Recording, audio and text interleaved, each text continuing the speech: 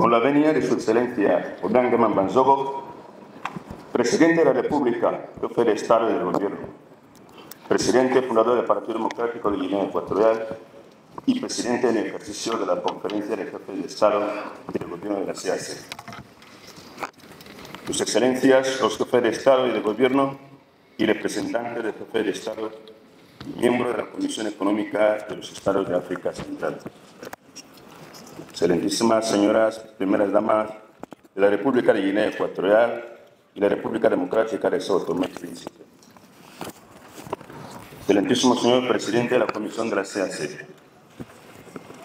Excelentísimo señor representante especial del secretario general de las Naciones Unidas y jefe de la Oficina Regional de las Naciones Unidas para África Central.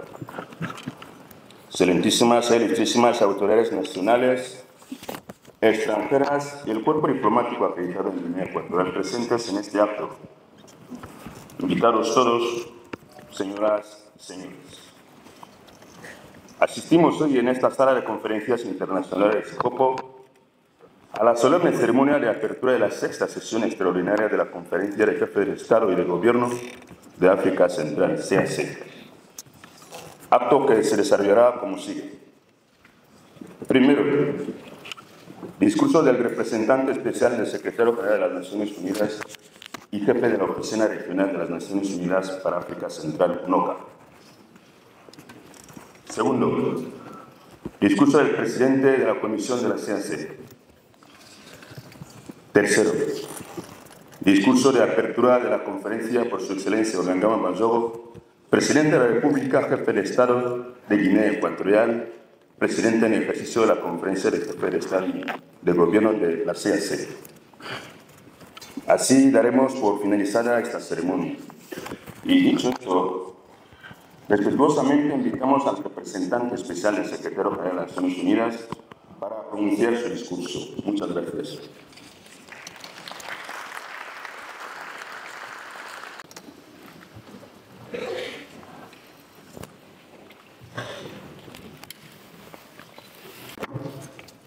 Son Excellence, M. Teodoro Obiang Nguema Banzogo, président de la République de Guinée équatoriale, président en exercice de la conférence des chefs d'État et de gouvernement de la CEAC. Excellences, Messieurs les chefs d'État et de gouvernement, Mesdames les Premières Dames, Mesdames et Messieurs les ministres, Monsieur le Président de la Commission de la CEAC, Mesdames et Messieurs les membres des missions diplomatiques, Mesdames et Messieurs les représentants des organisations régionales et internationales, Mesdames et Messieurs distingués invités, je voudrais à l'entame de mon propos exprimer ma profonde gratitude aux autorités de la Guinée équatoriale pour l'accueil chaleureux et l'hospitalité généreuse dont nous avons été l'objet depuis notre arrivée dans cette magnifique ville de Malabo. Excellence, Monsieur le Président, votre 6e session extraordinaire consacrée à la situation humanitaire en Afrique centrale se tient à un moment où le monde est confronté à de nombreux défis. Défis de sécurité avec des crises et des conflits qu'exacerbent les effets du changement climatique, mais aussi un réel recul du multilatéralisme, principe pourtant inscrit au cœur même de la Charte des Nations Unies. Il n'y a donc pas de moment plus opportun que celui-là pour la tenue de ce sommet, après l'adoption en septembre dernier du Pacte pour l'avenir, car l'Afrique centrale, malgré par ailleurs ses importantes potentialités, reste hélas confrontée aux défis que j'évoquais tantôt, notamment ceux d'une situation humanitaire des plus préoccupantes. Comme vous le savez, M. Antonio Guterres, secrétaire général des Nations Unies, qui m'a chargé de le représenter à vos importantes assises, suit avec une grande attention la situation humanitaire dans votre région.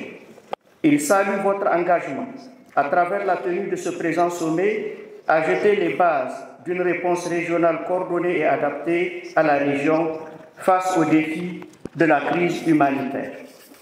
Excellences, Monsieur le Président, Excellences, Messieurs les chefs d'État et de gouvernement, on estime que près de 35 millions de personnes auront besoin d'une assistance humanitaire et de protection en Afrique centrale en 2025. Parmi elles, plus de 11,2 millions sont actuellement déplacés, dont 8,3 millions de déplacés internes et 2,6 millions de réfugiés et demandeurs d'asile.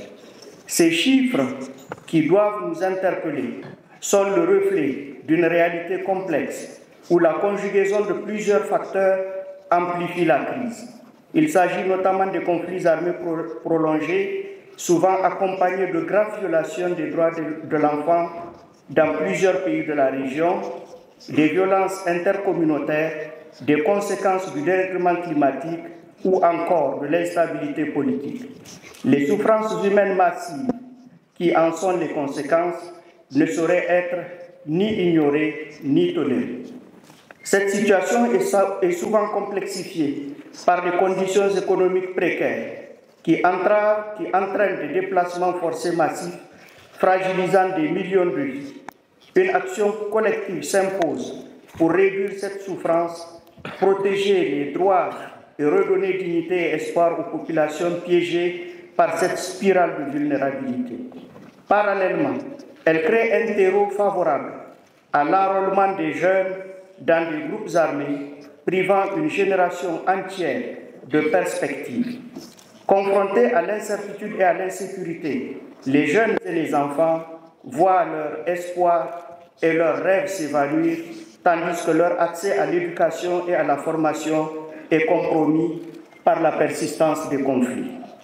Les conflits armés continuent de déchirer nos sociétés, fragilisant les fondements même de notre cohésion et de notre humanité partagée.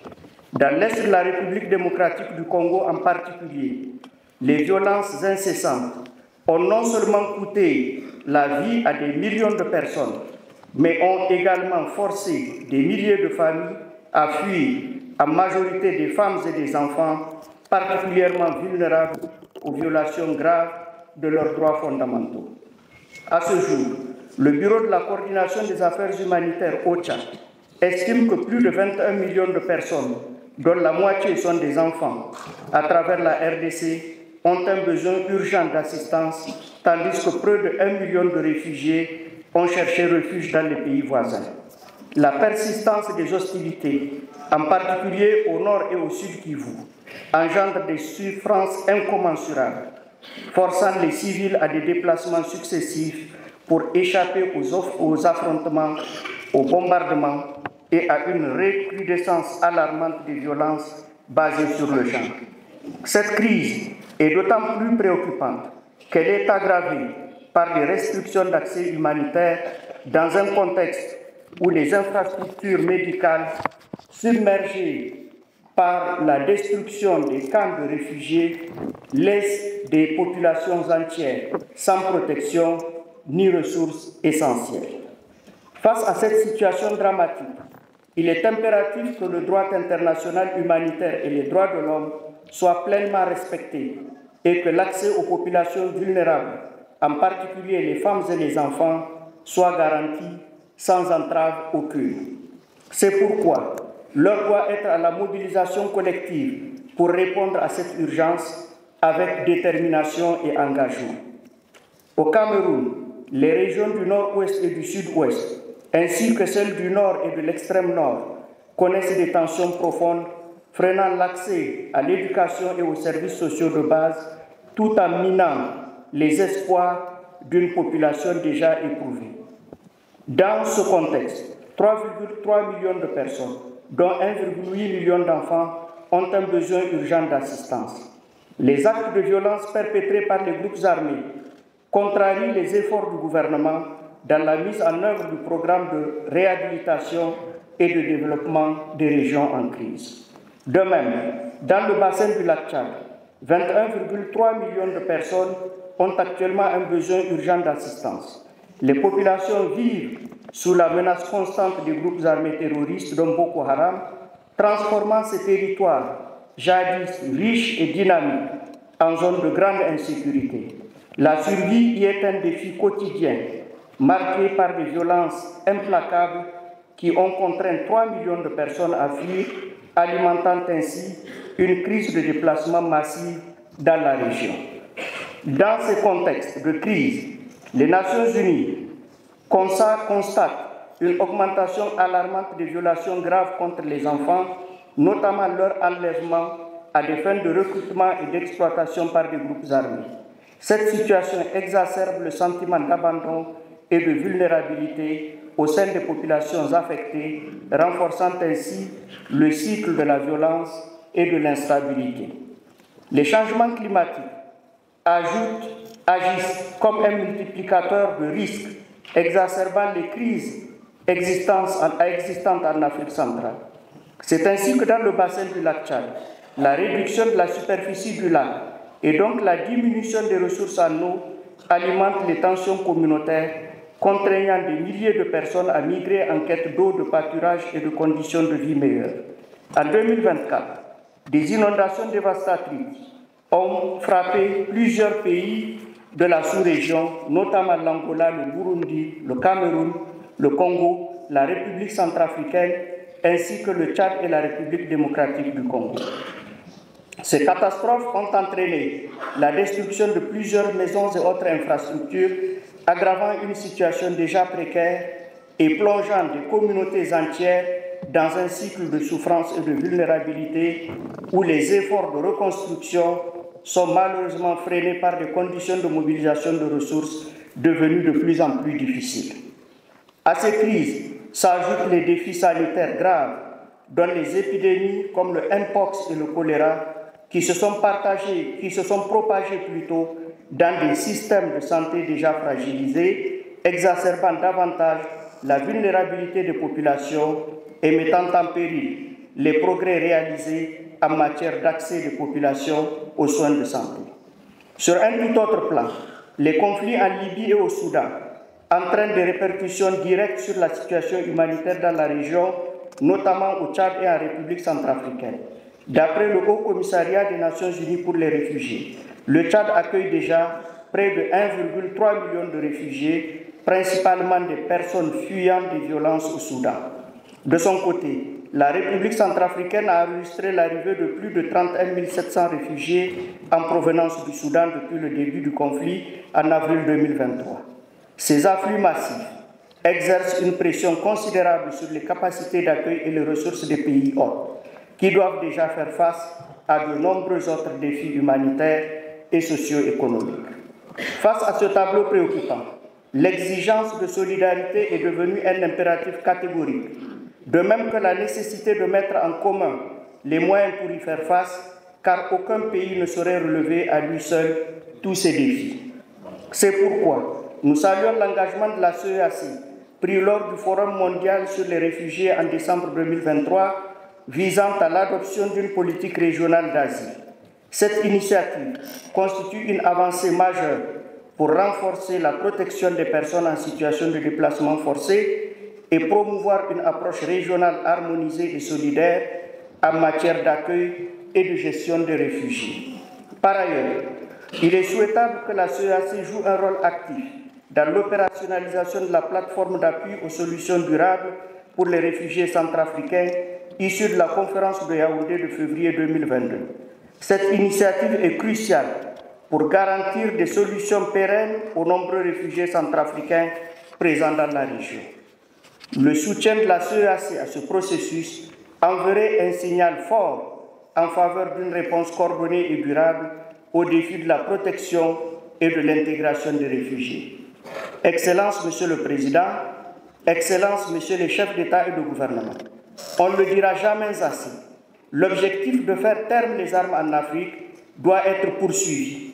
Mettre un terme au conflit est la seule voie permettant à l'Afrique, en général, et en particulier à l'Afrique centrale, d'établir les conditions indispensables à la paix, à la stabilité et au développement durable. Seule une Afrique pacifiée pourra pleinement exploiter son potentiel et offrir un avenir prospère à ses populations. Les populations affectées par les conflits ne peuvent plus attendre. Les femmes, les enfants, les personnes âgées, les personnes en situation de handicap et les déplacés internes ont un besoin urgent de solutions concrètes et immédiates. Le moment d'agir, c'est maintenant. Les Nations Unies, à travers leurs agences, fonds et programmes, réaffirment par ma voix leur engagement indéfectible à vous accompagner et à soutenir vos efforts dans la mise en œuvre des conclusions et recommandations de votre sommet. Dans cet esprit, l'UNOCA s'est activement investi dans la facilitation des réunions avec les principaux acteurs humanitaires de la sous-région, en partenariat étroit plutôt avec la commission de la CEAC. Je voudrais saluer ici la contribution inestimable des acteurs humanitaires à l'organisation de ce sommet extraordinaire et me féliciter de leur vif intérêt à soutenir les conclusions qui en émaneront en vue de renforcer les réponses collectives aux défis humanitaires auxquels la sous-région est confrontée. Excellences, Monsieur le Président, il est impératif que la souffrance humaine occupe la place qui doit lui revenir à l'agenda des grandes rencontres internationales. L'heure est aux décisions audacieuses et aux actions concrètes. À cet égard, nous nous réjouissons de la prochaine mise en œuvre des axes de la politique humanitaire de la CEAC, dont l'objectif est de répondre efficacement aux urgences humanitaires tout en renforçant la résilience de la communauté face aux défis à venir. Dans cette même dynamique, une mobilisation accrue de ressources financières et techniques est essentielle pour faire face à l'aggravation des crises climatiques et humanitaires, en garantissant non seulement une réponse immédiate, mais aussi des solutions durables. Les Nations Unies se joignent à vous pour refonder un multilatéralisme qui se nourrit de solidarité et qui place l'homme au centre de ses préoccupations et de ses stratégies. C'est de cette manière, et de cette manière seulement, que nous pourrons bâtir ce monde de paix, de stabilité et de prospérité auquel nous aspirons tous. Excellences, Monsieur le Président, Excellences, Messieurs les chefs d'État et de gouvernement, pour conclure, je tiens au nom du secrétaire général à saluer votre leadership exemplaire et votre engagement sans faille pour faire de ce sommet un tournant décisif. Les Nations Unies, avec toute leur expertise et leurs ressources, continueront de se tenir à vos côtés, prêtes à transformer ces défis en opportunités. Ensemble, nous avons la possibilité de bâtir une Afrique centrale résiliente, pacifique et prospère, où la promotion de la dignité humaine et de la solidarité sera une réalité. Je vous remercie de votre aimable attention.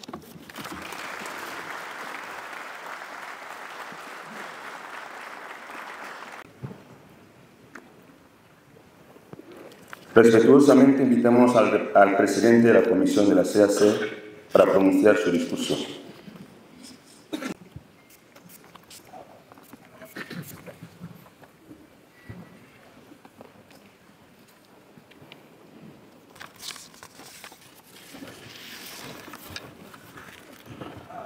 Excellences, Monsieur Obiang Nguema Basogo, président de la République de Guinée équatoriale et président d'exercice de la conférence des chefs d'État et de gouvernement de la Communauté économique des États de l'Afrique centrale, CAC. Excellences, Messieurs les chefs d'État et de gouvernement des États membres de la CAC. Excellences, Mesdames les Premières Dames de la République de Guinée équatoriale et de la République démocratique de São Tomé et Príncipe.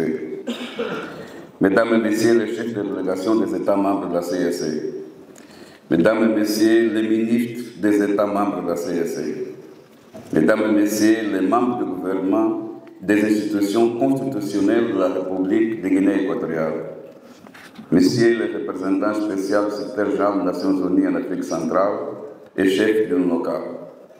Mesdames et Messieurs les commissaires de la CAC. Mesdames et Messieurs les membres du corps diplomatique et représentants des organisations internationales. Messieurs les maires de la ville de Malabo, distingués invités, Mesdames et Messieurs en vos rangs, grades et qualités respectifs.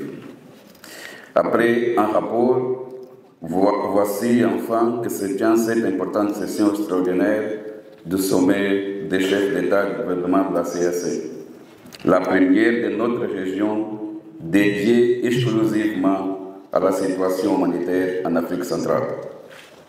La réalisation de cette session extraordinaire représente un premier pas dans la matérialisation de l'engagement que vos excellences ont pris ici même à Malabo dans le cadre de la 24e session ordinaire de la conférence des chefs d'État et de gouvernement à prendre la mesure réelle de la crise humanitaire dans la région et à mobiliser les ressources nécessaires à la prise en charge des populations affectées par le déplacement forcé.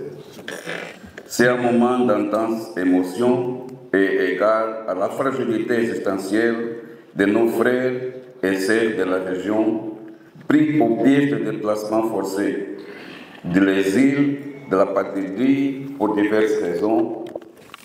Ils attendent avec anxiété et impatience que la générosité et le devoir d'humanité de notre communauté viennent apaiser leurs multiples souffrances. Je voudrais exprimer, au nom de l'exécutif de la communauté et mon nom propre, ma profonde reconnaissance aux autorités équatoriennes, au premier rang desquelles son Excellence Obiang Nguema Mbasogo, président des essais de la conférence des chefs d'État du gouvernement de la CSE, pour la chaleur de l'accueil et pour la qualité des conditions dans lesquelles se sont déroulées les réunions préparatoires à cette 6e session extraordinaire de la conférence des chefs d'État et de gouvernement de notre communauté. Je voudrais solennellement saluer le bilan élogieux des activités humanitaires que son Excellence Obiang Nguema Mbasogo a menées depuis que ses pairs l'ont investi de la lourde charge de présider aux destinées de notre communauté. Je me réjouis et me félicite de la présence de nos chefs d'État et de gouvernement. Ceci constitue assurément un témoignage éloquent du niveau d'attention accordé à la problématique humanitaire en Afrique centrale. Je salue la participation effective de Monsieur le secrétaire général des Nations Unies à travers son représentant spécial en Afrique centrale et chef de l'UNOCA, l'ambassadeur Abdou Abari. Je salue également la présence aux présentes assises des représentants du Centre africain de contrôle et de prévention des maladies, CDC Africa. À tous nos partenaires traditionnels et nouveaux, à l'ensemble des participants, j'exprime ma gratitude pour leur présence et leur engagement actif au service de la paix et de la sécurité en Afrique centrale. Excellence, Monsieur le Président d'exercice de la conférence, Excellence, Messieurs les chefs d'État et de gouvernement. L'Afrique centrale fait face actuellement à l'ampleur et à la persistance des urgences humanitaires. Urgences liées au conflit prolongé et aggravé par les groupes armés et les attaques terroristes devenues endémiques dans certains pays. Urgences liées à l'insécurité alimentaire persistante et aux menaces sanitaires constantes. Urgences liées également aux catastrophes naturelles et aux effets de plus en plus néfastes de la crise climatique. La juxtaposition de ces urgences humanitaires dans notre région permet d'expliquer que plus de 35 millions de personnes ont besoin d'une aide humanitaire dans la région. Mais seulement 7 200 000 d'entre elles ont été assistées jusque-là. Selon le HCR, le nombre de personnes déplacées au sein de la région était près de 12 millions en avril 2024, dont près de 9 millions de déplacés internes et 3 millions de réfugiés et demandeurs d'asile. De même, du fait des dommages collatéraux générés par la crise au Soudan, selon les données récentes datées de septembre 2024, publiées par le HCR, le Tchad abrite près de 1,3 million de réfugiés, soit le nombre le plus élevé en Afrique. Sans oublier le Cameroun, territoire d'accueil pour nombreux réfugiés de notre et d'autres régions de notre continent. Depuis lors, ces chiffres sont en constante augmentation. Dans notre région d'Afrique centrale, parmi les pays les plus touchés par les flots de déplacements forcés résultant des violences et de l'insécurité, la République démocratique du Congo est celle qui est la plus affectée. Selon les données des mécanismes humanitaires du système des Nations Unies, notre région abritait en fin 2024 presque 10 millions de personnes déplacées internes. Sur ce total de déplacés internes de toute l'Afrique centrale, plus de 7 millions sont en République démocratique du Congo. Malheureusement, les récents combats en cours depuis le mois de janvier dans la région du Nord Kivu et Sud Kivu, à l'est de la République démocratique du Congo, viennent alourdir ces statistiques. Selon la chef adjointe de la mission des Nations Unies en République démocratique du Congo, Viviane Van de Père, 2000 corps ont été récupérés dans la rue de Goma ces derniers jours et 900 corps sont à la morgue, précisant que ce bilan pourrait encore s'alourdir. Un précédent bilan faisait état de plus de 500 000 nouvelles personnes déplacées. Dans la province du Ituri, du Nord Kivu et du Sud Kivu, on compte actuellement 6 400 000 personnes déplacées, dont 1 300 000 dans les camps autour de Goma, actuellement sous contrôle partiel des rebelles du groupe dit M23. Selon les opérateurs humanitaires et les services du système des Nations Unies au terrain, les actions des rebelles dans l'est de la République démocratique du Congo se caractérisent par le ciblage délibéré des civils, des camps de déplacés, des hôpitaux et des écoles. Les enfants sont tués, mutilés, enlevés et recrutés par des groupes armés. Ils constatent également une augmentation alarmante des violences sexuelles et sexistes, en particulier à l'encontre des enfants et des adolescents. Je voudrais donc redire toute ma confiance aux instances décisionnelles de notre communauté qui, sur la base des instruments pertinents en leur possession, sauront trouver un dénouement favorable et surtout y rechercher une solution définitive, ce qui nécessite de se pencher sur ces causes profondes. S'élance, Monsieur le Président de l'exercice de la conférence, s'élance, Monsieur le chef d'État et de gouvernement. Face à ces nouvelles difficultés, les travaux préparatoires à ce sommet, conclus le 5 février par le Conseil des ministres, ont permis de développer les bases des instruments normatifs et opérationnels visant à améliorer les conditions de vie des réfugiés et des personnes déplacées internes dans la région selon l'approche du triple nexus qui consiste à combiner les trois domaines, l'aide humanitaire, le développement et la consolidation de la paix afin de trouver des solutions durables. La session du Conseil des ministres a permis d'identifier, en fonction du contexte actuel et des spécificités des pays affectés, les principaux axes de la politique humanitaire de la CAC. Ces axes, autour desquels la Commission adressera le document de la politique humanitaire de la CAC, sera soumis à la prochaine session ordinaire de la conférence. Il mettra l'accent sur les principes d'inclusion, d'appropriation et de partenariat. S'élance, Monsieur le Président d'exercice, s'élance, Monsieur le chef d'État et de gouvernement. Le paradoxe de l'humanitaire réside dans la divergence entre les caractères d'urgence liés aux situations de détresse humaine à prendre en charge et la poignante nécessité de différer cette prise en charge pour cause d'absence ou d'insuffisance de ressources financières. C'est pour cette raison que les lignes directrices d'un mécanisme de financement de la politique humanitaire de la CAC, à travers un fonds d'assistance humanitaire, ont été aussi définies par la session du Conseil des ministres préparatoire à cette 16e session de la conférence des chefs d'État et de gouvernement. Les défis auxquels notre communauté est confrontée exigent que nous agissions rapidement en mettant en place des mécanismes de réponse appropriés.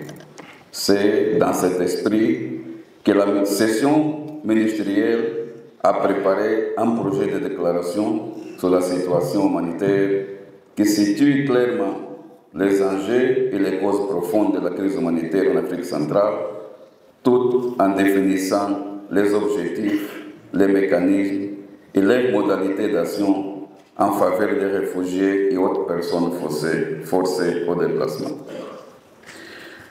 Excellence, Monsieur le Président d'exercice, Excellence, Monsieur le chef d'État-gouverneur, en organisant ces sommets extraordinaires, notre communauté marque sa ferme détermination à poursuivre ses efforts en faveur de la réduction des souffrances dont sont victimes les réfugiés et les personnes déplacées en terre dans la région.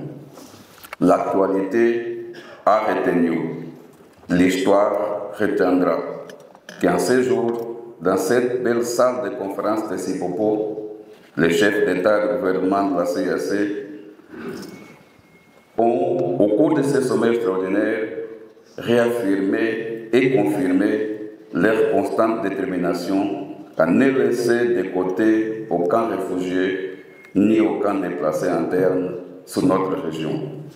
C'est sous cet engagement solennel que je voudrais vous souhaiter de fructueuses délibérations. Je vous remercie de votre bienveillante attention.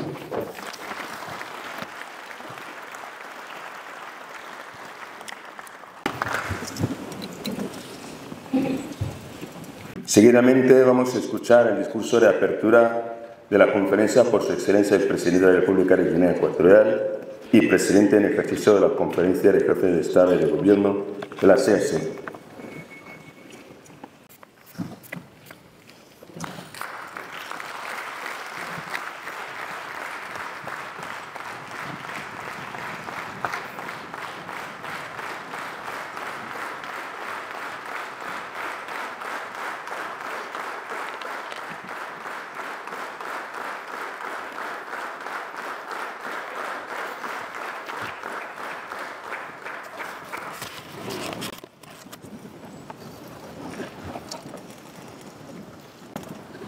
Sus Excelencias, jefes de Estado y jefes de delegaciones, miembros de la Comunidad Económica de los Estados de África Central, CAC. Excelentísimo señor Presidente de la Comisión de la CAC. Excelentísimo señor Representante Especial del Secretario General de las Naciones Unidas para África Central. Excelentísimos señores presidentes de los órganos constitucionales y miembros del Gobierno de la República de Guinea Ecuatorial. Excelentísimos señores embajadores y miembros del cuerpo diplomático. Distinguidos representantes de organismos internacionales y regionales. Honorables invitados, señoras y señores, el pueblo y gobierno de la República de Guinea Ecuatorial agradece la presencia de sus excelencias jefes de Estado y jefes de delegaciones de la CAC por honrarnos con vuestra presencia con motivo de la sexta cumbre extraordinaria de la Comunidad Económica de los Estados de África Central. Os damos la bienvenida a la ciudad de Sipopo, esperando que sus excelencias y séquito que les acompañan disfruten de nuestra hospitalidad africana y que se sientan como en vuestras casas. La presencia de eminentes personalidades en esta cumbre extraordinaria pone de manifiesto la realidad de la crisis humanitaria en nuestra región de África Central, a fin de aunar nuestros esfuerzos para encontrar soluciones que alivien la nefasta situación de nuestra región que está en juego y evidencia la paz y seguridad de la región. En efecto, la situación humanitaria en África Central es una cuestión de la que ningún Estado de la comunidad puede soslayarse, ya que a todos nos afecta directa o indirectamente, y nuestra obligación moral es evitar la desolación que producen las consecuencias de una escalada de violencia por las guerras. Actualmente, nuestra comunidad se enfrenta a una grave crisis de seguridad que afecta a dos de sus Estados miembros, la hermana República Democrática de Congo y la hermana República de Ruanda, que se enfrentan en un conflicto armado que ha provocado una situación humanitaria alarmante en nuestra región. Ello nos obliga a adoptar medidas urgentes tendentes a frenar los efectos negativos de este conflicto armado, con el fin de evitar su empeoramiento por los enfrentamientos que agravan la situación humanitaria que se vuelve insostenible. Excelencias, señoras y señores, como presidente temporal de la CAC, hago un llamamiento al diálogo constructivo, al respeto a la soberanía y la integridad de los Estados, y pido que las partes en conflicto muestren posturas favorables a los medios pacíficos propuestos en el proceso de Luanda.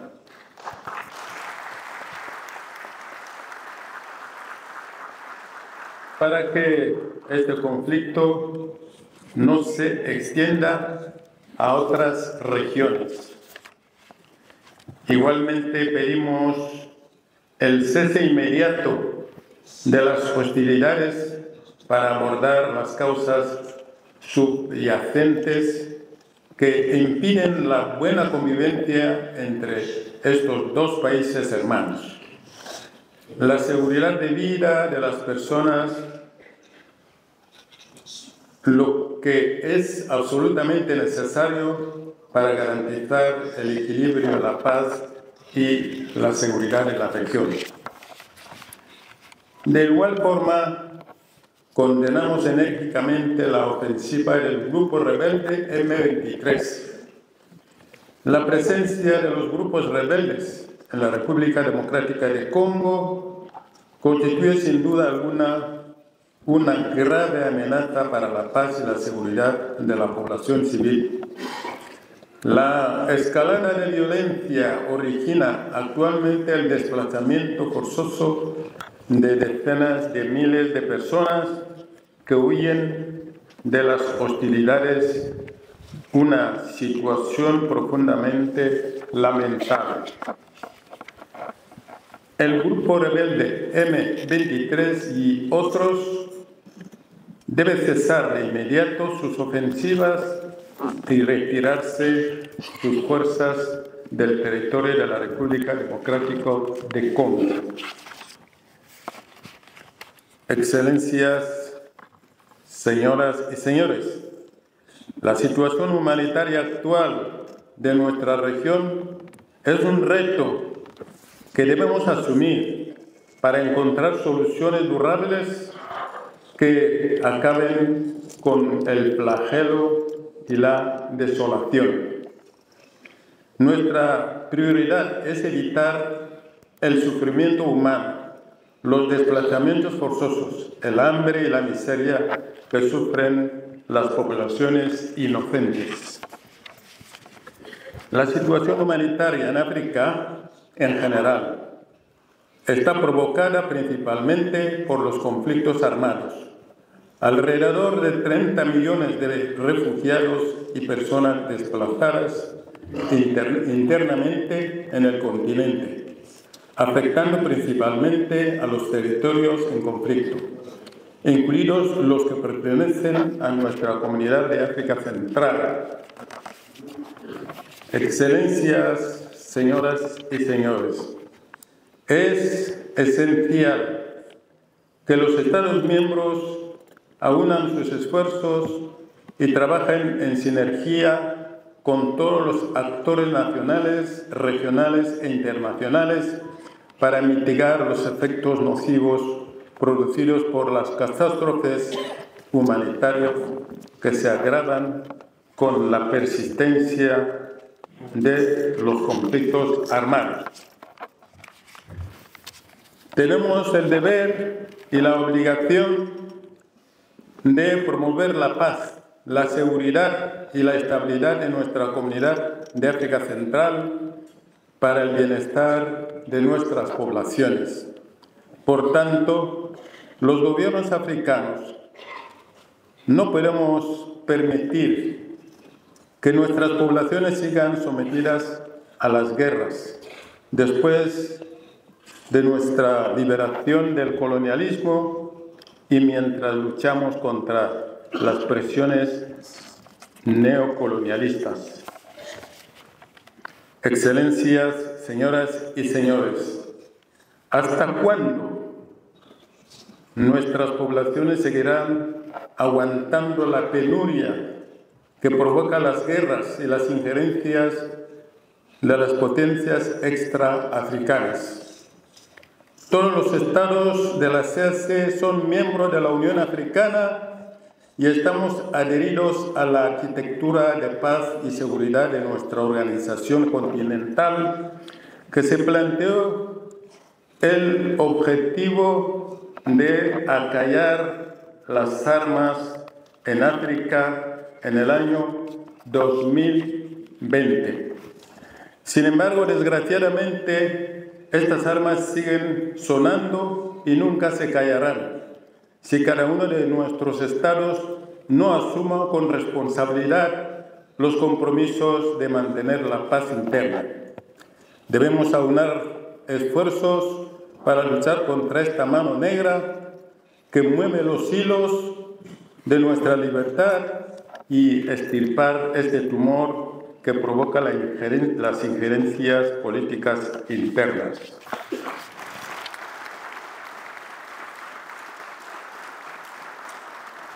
África necesita mayor solidaridad entre sus Estados miembros y mantener una unidad de criterios en las deliberaciones para que podamos promover las políticas de seguridad transfronterizas que permita el pacto de no agresión entre los mismos países de la comunidad.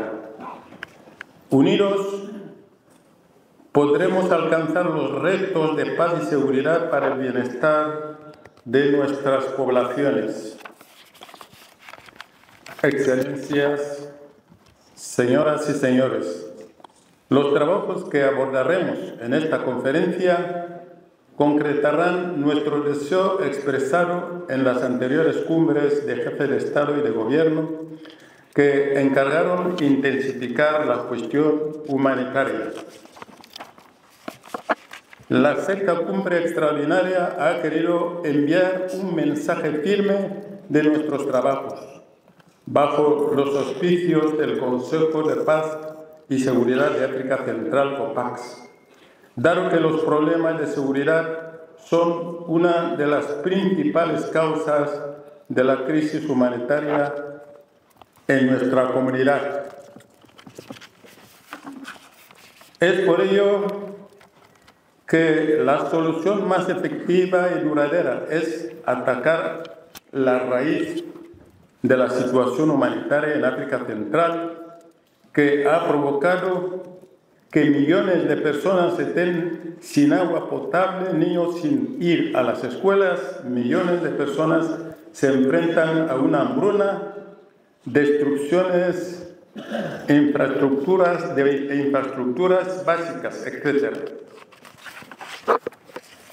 Quiero finalizar felicitando a las delegaciones de los Estados miembros que han tomado parte en las reuniones técnicas previas, a los miembros del Comité Técnico Especializado de Defensa, Seguridad y Protección, incluyendo los ministerios responsables de la cuestión humanitaria y los Estados miembros,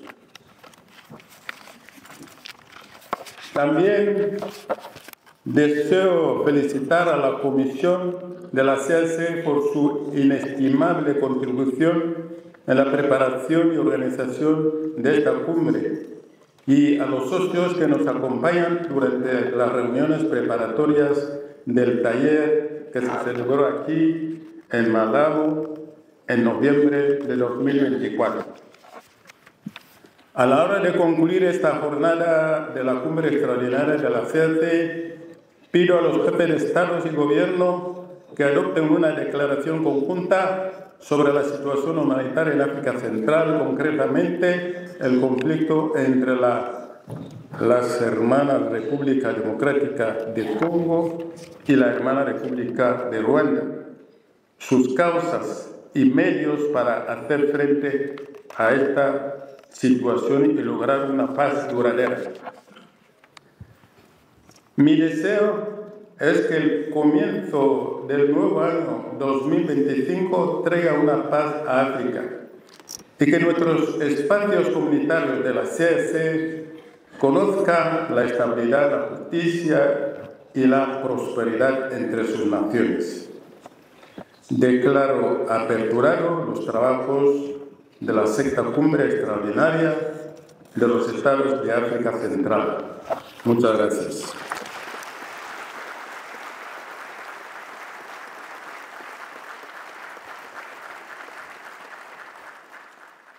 Excelentísimos señores, invitados todos, señoras y señores. Así damos por finalizar esta ceremonia y respetuosamente pedimos la retirada de sus excelencias los jefes de Estado en la sala para continuar los trabajos a puertas cerradas. Muchas gracias.